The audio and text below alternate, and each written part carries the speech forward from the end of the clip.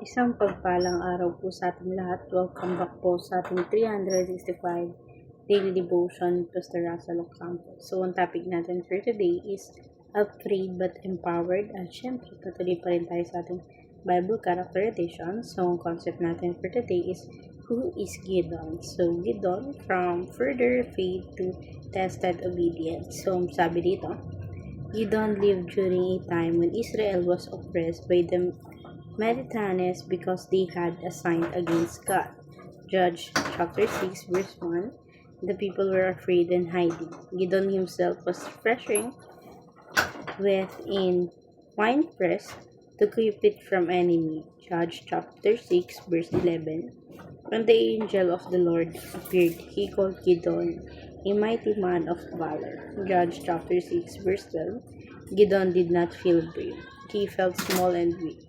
Judge chapter 6 verse 15. God chose Gideon not because he was strong but because God is powerful.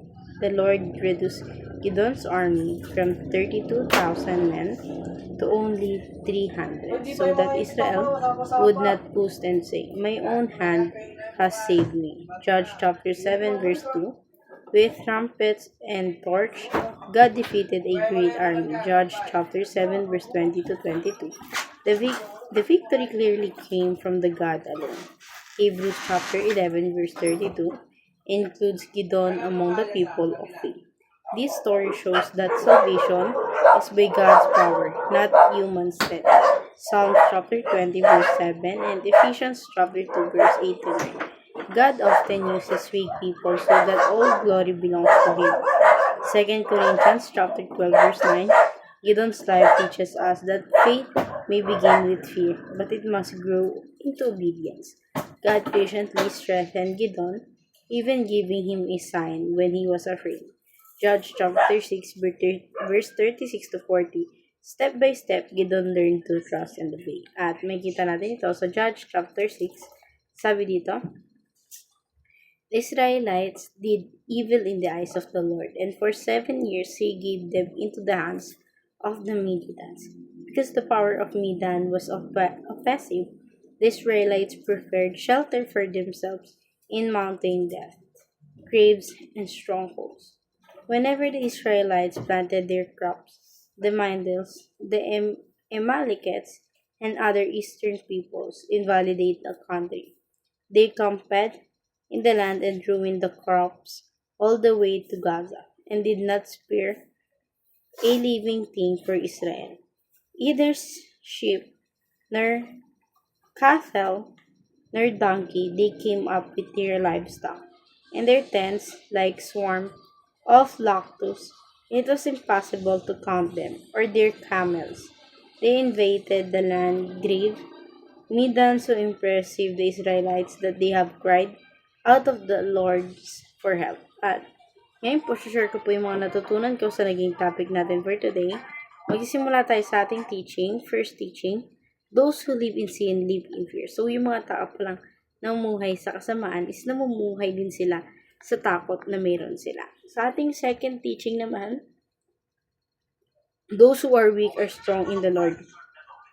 So, yung mga taong may hina pala sa mata ng Panginoon, sila yung taong malalakas.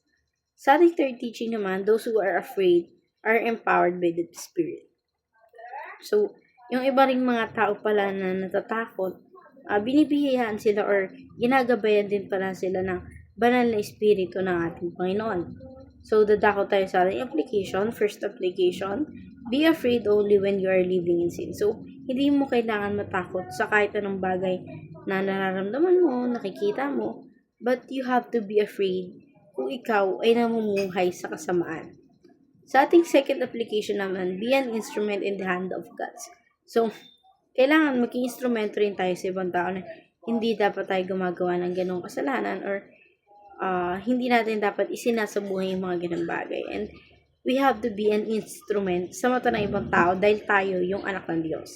So, sa ating third application naman, be empowered by the Holy Spirit. So, hayaan mo lang na yung banal na espiritu ang mamuhay sa buhay mo at hindi yung ibang mga bagay pa. So, dadako tayo sa ating last part which is in discussion. Why do you think God uses the weak to defeat the strong? Para sa akin kasi, Yung mga strong kasi na tao, masyado sila nagre-rely sa sarili nila. But then, yung mga taong may hina is nagre-rely sila sa ating Panginoon. And ano ba gusto ng ating Panginoon, di ba? Syempre is mapahiya yung mga taong hindi nananalig sa Kanya at maitaas ang mga taong nananalig sa Kanya. So, ayun lang for our today's discussion. Thank you for watching.